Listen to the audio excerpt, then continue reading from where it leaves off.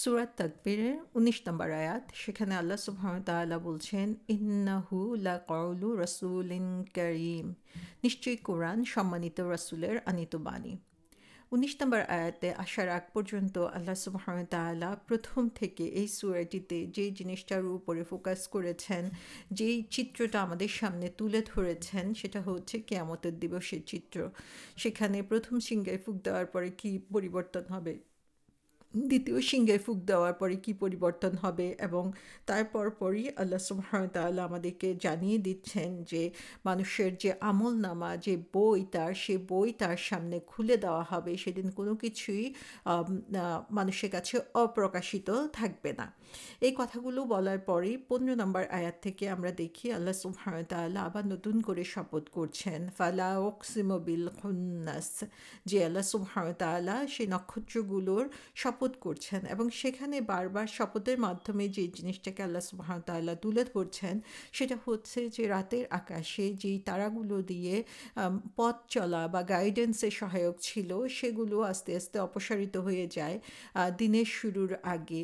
যখন রাত ছেয়ে আসে এবং রাতও দূর হয়ে যায়, যখন রাতের শেষে দিনের শুরু হচ্ছে সেই সময়, এবং দিনের শুরুতে সুবহার শপথ করা হয়েছে, এবং দিনের শুরুতে বলা হচ্ছে যখন যে চারদিক আলোকিত হয়ে উঠতে থাকে, তো সেই সময়ে শপথ করে বলা হচ্ছে ইন্নাহু লাকাউলু রাসূলিন কারীম, যে এই যে আগের শপথগুলো আল্লাহ সুবহানাহু ওয়া তাআলা করছেন, সেই শপথগুলো দিয়ে বোঝানো যাচ্ছে যে সেই সময়টা শপথ করা হচ্ছে যখন অন্ধকার দূর হয়ে গিয়েছে, চারদিক আলোকিত হয়ে গিয়েছে। যখন অন্ধকার থাকে তখন আমাদের মাঝে একটা কনফিউশন সবসময় কাজ করে, একটা ভয় সবসময় কাজ করে, একটা দ্বিধা কাজ করে, এবং রাতের বেলা আমরা যখন ড্রাইভ করি তখন দেখা যায় যে মনে হয় যেন ভিজিবিলিটি অনেক কম, এই রাস্তার মধ্যে কেউ চলে আসলো কি না, তখন আরও অনেক বেশি কেয়ারফুল হতে হয়, এবং মনে হয় যেন এই অন্ধকারের মধ্যে থেকে কিছু একটা বের হয়ে আসলো, মানুষের মধ্যে একটা ভয় কাজ করে। কিন্তু যখন এই তারাগুলো অপসারিত হচ্ছে, রাতের অন্ধকার সরে আসছে এবং সকালের উজ্জ্বল আলো বের হয়ে আসছে, সেই সময় আসলে মানুষের মাঝে কোনো দ্বিধা থাকে না। সারা রাত যখন দ্বিধা দ্বন্দ্ব এবং ভয়ের মধ্যে কাটানো হয়, সকালের সাথে সাথেই দেখা যায় মানুষের মনে সেই ভয় দূর হয়ে যেয়ে এক ধরনের স্থিরতা চলে আসে, মানুষের বিশ্বাস সে সময় মজবুত হয়, এবং সেই সময় সে সুন্দরভাবে চিন্তা করতে শিখে। এবং সেই সময়ে শপথ করে আল্লাহ সুবহানাহু ওয়া তাআলা বলছেন যে নিশ্চয়ই কোরআন সম্মানিত রসুলের আনিত বাণী, অর্থাৎ সেই সময় রাসূল সাল্লাল্লাহু আলাইহি সাল্লাম যেই ফেরেশতাকে দেখেছেন, জিবরাইল আলাইহিস সালামকে দেখেছেন, আল্লাহর প্রতিনিধিকে দেখেছেন উন্মুক্ত আকাশের মধ্যে, সেটা কোনো ধরনের অন্ধকারের বিভ্রান্তি নয়।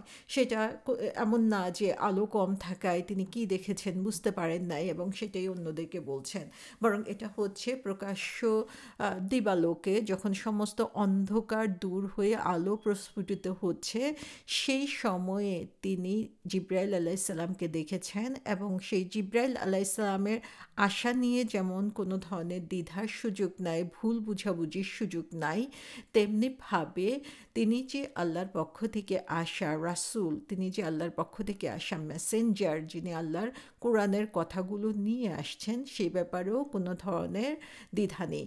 সো এখানে আরবের জাহেলরা রাসূল সাল্লাল্লাহু আলাইহি ইসলামকে যে অপবাদ দিত যে রাসূল সাল্লাল্লাহু আলাইহি ইসলাম নিজে বানিয়ে এই কথাগুলো বলছেন, অথবা তিনি তার কাছে দুষ্ট জিন আসছে, তারা তার কাছে এই খবরগুলো দিচ্ছে, অথবা রাসূল সাল্লাল্লাহু আলাইহি ইসলাম কনফিউজ, সে কারণে এ ধরনের কথা বলছেন, সেই কথাগুলোকে ডিনাই করে আল্লাহ সুবহানাহু ওয়া তাআলা বলছেন ইন্নাহু লাকাউলু রাসূলিন কারীম। সো এখানে লাকাউলু বলা হচ্ছে, ইন্নাহু শব্দের অর্থ হচ্ছে নিশ্চয়ই, এ ব্যাপারে কোনো ধরনের সন্দেহ নাই যে এটা কি লাকাউলু। কাউল মানে হচ্ছে স্পিচ, স্পিচ বলতে, কাউল বলতে যে শব্দটাকে বুঝায় সেটার অর্থ হচ্ছে জিহ্বা দিয়ে যেটাকে উচ্চারণ করা হয়, অর্থাৎ মুখ দিয়ে আমরা যে কথাটা বলি সেটাকে কাউল বলা হয়ে থাকে।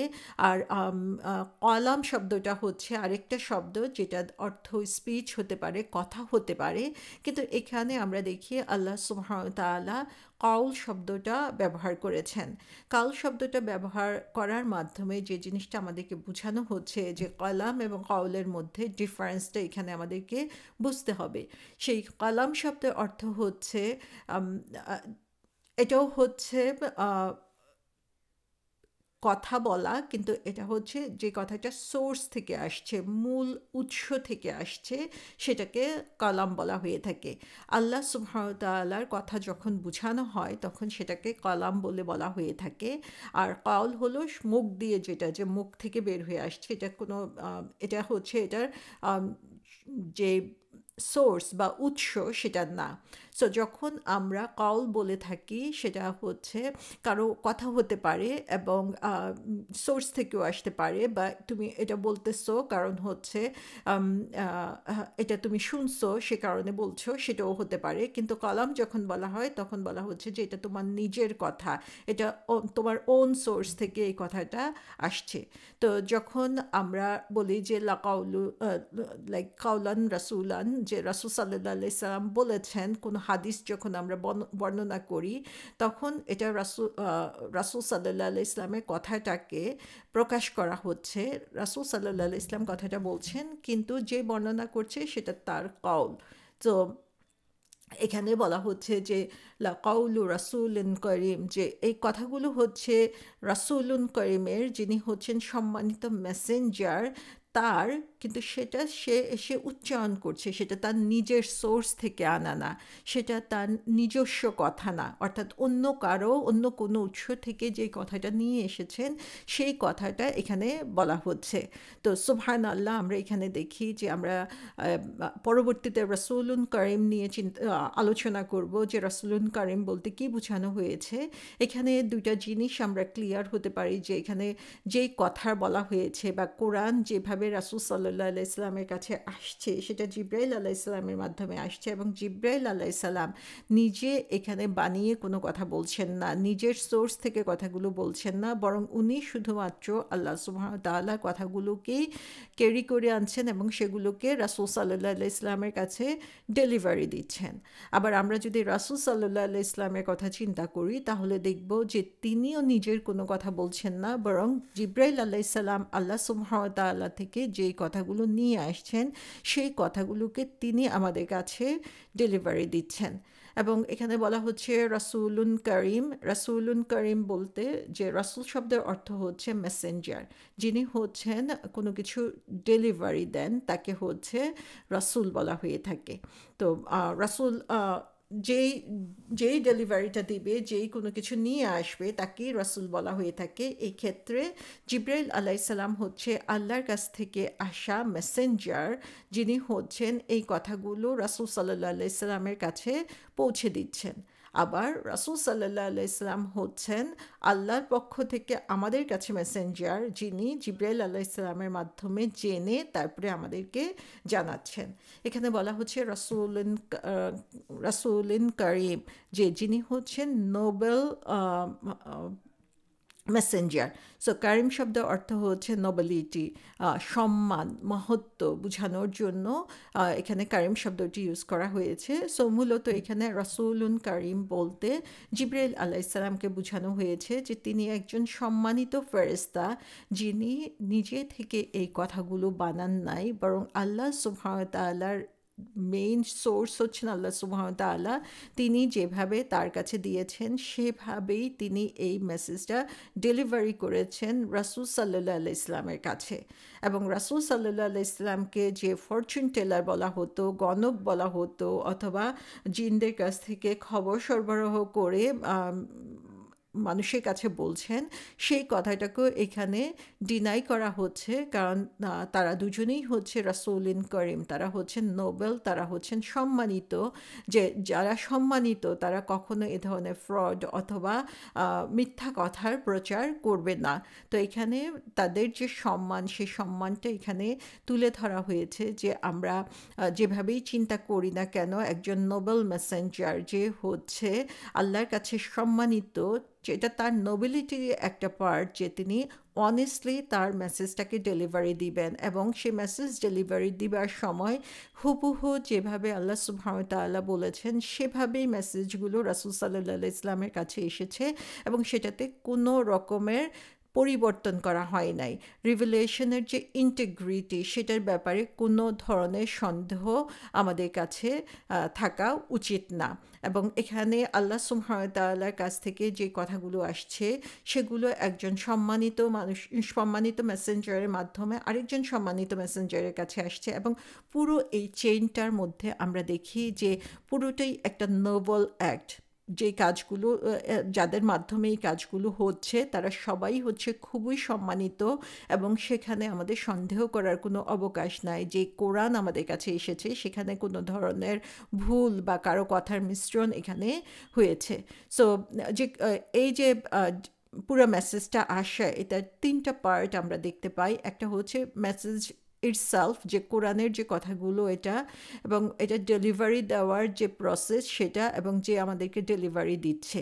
এবং আগের সূরাতে আমরা দেখি আল্লাহ সুবহানাহু ওয়া তাআলা ডিফেন্ড করেছেন যে রিভেলিয়েশন যে আল্লাহর পক্ষ থেকে এসেছে সেটা সত্যতা নিয়ে এবং এখানে আল্লাহ সুবহানাহু ওয়া তাআলা ডিফেন্ড করছেন হচ্ছে যার মাধ্যমে রিভেলিয়েশনটা রাসূল সাল্লাল্লাহু আলাইহি সাল্লামের কাছে এসেছে অর্থাৎ জিব্রাইল আলাইহিস সালামের মাধ্যমে। এবং পরবর্তীতে আমরা দেখব রাসূল সাল্লাল্লাহু আলাইহি সাল্লামকে ডিফেন্ড করা হয়েছে।